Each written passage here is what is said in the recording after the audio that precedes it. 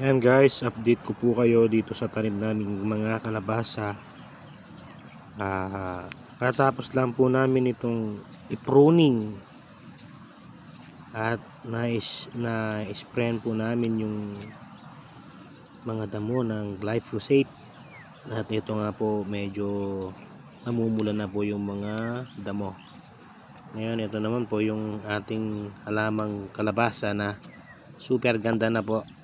Halos natanggal po na namin yung mga kanyang mga talbos, pero marami po rin pong hindi namin tatanggal dahil nalalagpasan po namin dahil sobrang liit pa ng iba at kulang pa, pero halos mo natanggal na namin.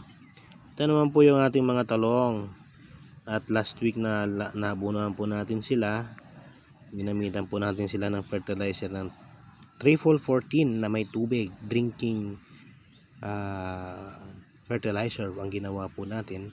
Ganun din po, na-sprayan po na natin yung sa gitna nila, pero this week kailangan po natin bungkalan ulit para matakpan ang kanyang puno at magbawas na rin po tayo ng ibang mga dahon sa ilalim dahil napakakapal po nito. Yan.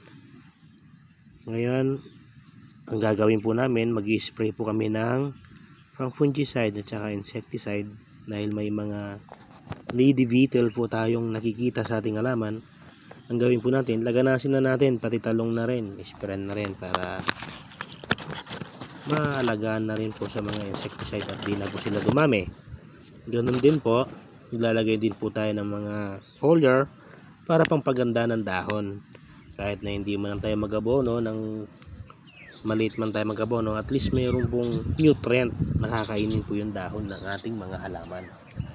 So yun nga po, update ko na lang po kayo sa susunod na ulit na video para makita po ninyo kung paano po yung pag-alaga po namin sa kalabasa at mga talong.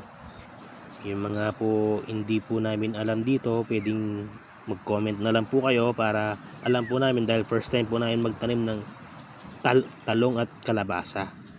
Ngayon lang po namin may experience to. Hingi po kami ng comment sa inyo para malagaan pa po ng mabuti ang aming mga halaman.